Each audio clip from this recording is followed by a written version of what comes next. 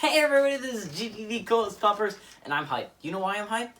Because in this past week, I have gone 4-1 with my upsets of the day. I'll repeat that, 4-1. And by the way, the one I got wrong, there was no upsets that day. So right now I'm sitting at 4.5 points. I only needed 3 to not have to do a dare posted in the comments, right? So I've got 4.5. Now, if you want to see me fail, come to me next week, because I'll probably fail, and you'll probably get to give me a dare, and I'll probably have to do it.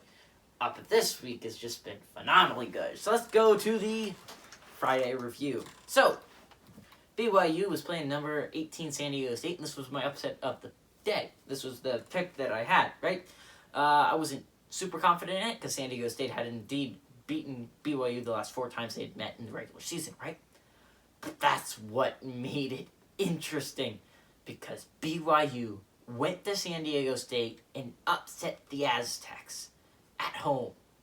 And I got my upset.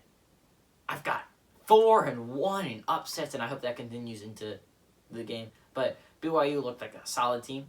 San Diego State showed that they are a little bit susceptible this year. Not as good as last year, but obviously, because that was their once-in-a-lifetime kind of year. But they're really... I mean, this is not a game to determine them on. This is first loss of the year. BYU is a pretty good squad. We saw that last year. This is nothing to really determine a season on, but I'm so happy I got an upset today. Tennessee Tech at number 10 Tennessee, and I think we were obviously expecting Tennessee Tech to be crushed by Tennessee, and it's true. So Tennessee had defeated Tennessee Tech the last 8 times they met in the regular season. Well, they make that 9 times, because Tennessee absolutely crushed Tennessee Tech. So, then there was this game. And this game was one of the most confusing, because Iowa State should have won this game. If they had any type of consistency, they should have won this basketball game. I want to believe in West Virginia. I want to believe they're a good basketball team this year. And then they do this. They pull this stinker. I just don't know. Because one week they're destroying a really good Richmond team, and the next week they're losing to an Iowa State team that just lost to Kansas State.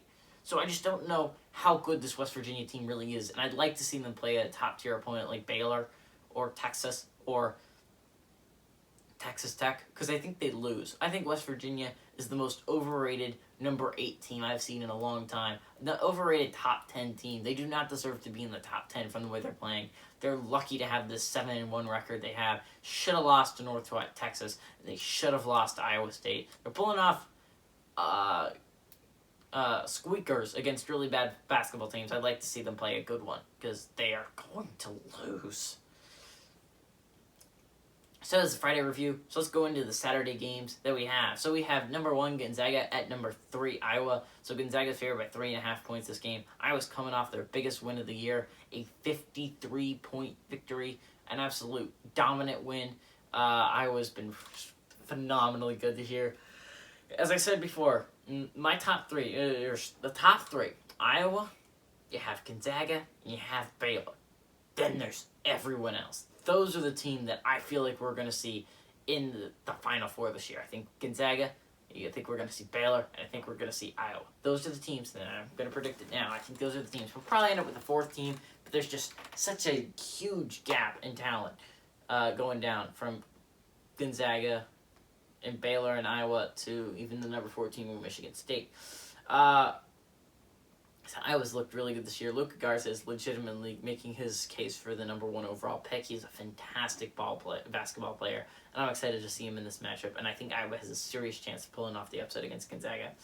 So you have number 23 Louisville at number 12 Wisconsin. Wisconsin favored by 5.5. Louisville's been playing well. I'm going to give it all to that coach. Louisville's coach is just having them win. They weren't in the top 25 this year, and they weren't expected to be that good. They've been really good. They're right now sitting at 4-0, one of the best in the ACC in my eyes.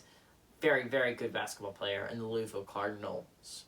I love the Badgers, what they've been doing with the program. They really should be 6-0 right now if it wasn't for a little tap-in by Marquette. Marquette's looked good this year. I'm not going to take that away from Wisconsin. There's a serious shot Louisville ends up beating Wisconsin. So it's top 25 face-off between the Big Ten and ACC. They're just really good basketball conferences. So I really like both these teams, so I'm going to be interested to see how this one works on ESPN2. 1 o'clock Central, we have number 22, UNC at Kentucky. Now, Kentucky's just, they're skidding right now. 1-4, starting the season 1-0. Not going well.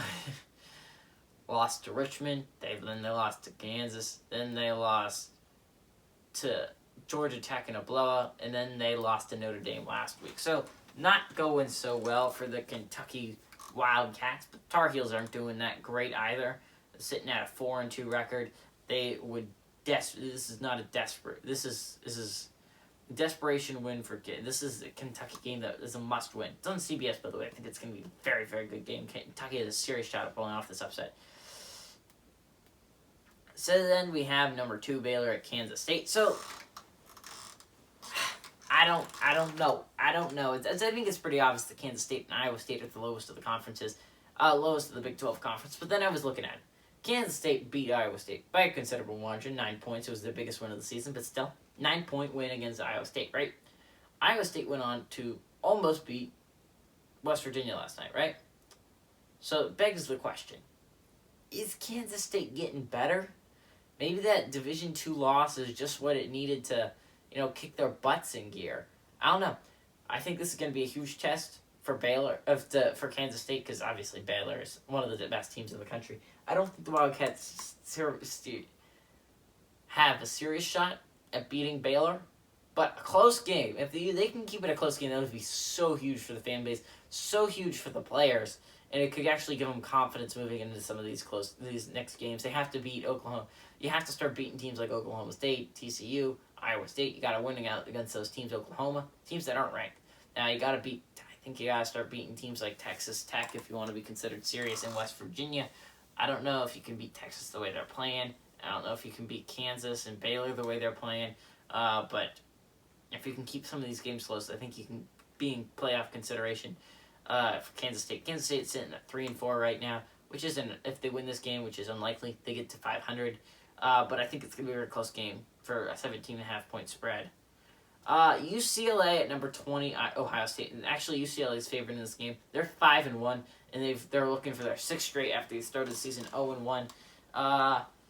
They started the season sketchy, but I'm gonna give it to UCLA. They really turned that season around. I thought they lost badly at San Diego State week 1, and then they almost lost to Pepperdine, and triple overtime, and they won or something like that.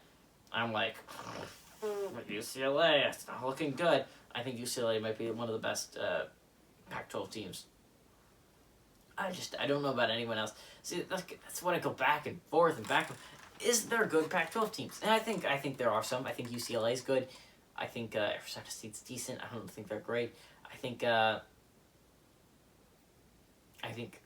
Oregon's decent enough. It's just I don't have huge faith in the Pac-12 this year. I have more faith in the American. I think the American has a good set of teams this year. Memphis is good. SMU's good. And then you have Houston, obviously, who's good. I think UCF's decent. I think USF's decent this year. So I think it's definitely going to be interesting in the American. I think it's going to be more interesting than the Pac-12. But I think UCLA is a good enough team to beat Ohio State, even though they're favored. And then you have the 2 8:00 games. Let's talk about the first one. You have UCF at number 15, Florida State. Now UCF's 1-1, and Florida State's 3-0. Right? So UCF has the impressive win over against Auburn at the beginning of the year. So they weren't expected to win that game, and they ended up coming in there and beating them. Fortunately, since UCF just lost a game last week, a game that I think they probably should have won, but they didn't play well, so they didn't deserve to win. Florida State's sitting at 3-0. They have an impressive win over Indiana, impressive win over Florida. That's really it. I think they don't have really any. They have those 2 wins. They have a win against Georgia Tech. Georgia Tech thinks it's underrated this year. But UCF's probably going to fall to Florida State again. I think UCF's a pretty good basketball team, has a serious shot at making the tournament this year. But Florida State's just too much. I think they're a very good basketball team this year. And FSU is going for their 7th straight regular season victory. So then we have St. Joseph's at number 7, Villanova, and I think it's pretty obvious that this game's not going to be close. The spread's something like 20.5 points in favor of Villanova. St. Joseph's is 0-3, right? It's the Holy War or whatever. It's a big battle, right? Every year. But the fact is St. Joseph's is nowhere near as good as Villanova. This is just not a game that should really be in anyone's picking for an upset, right? So, drum roll, please. Who will GGP pick for the Saturday upset of the day? And I'm gonna pick number 3 Iowa to upset number 1 Gonzaga, right? I really like Iowa and what they've been doing this year. And Gonzaga's only played 3 games, so I've seen more of Iowa and I've seen how dominant they can be. I can see how they spread the ball around. They get it to other players other than Garza. I think that's what they do against Gonzaga. They try to shut down Garza, and the other players start making big-time plays. Give me the Iowa Hawkeyes to win this one on CBS at 11 o'clock. Hey, everybody, this is GGB Coach Pepper saying adios, amigos, and go Hawkeyes.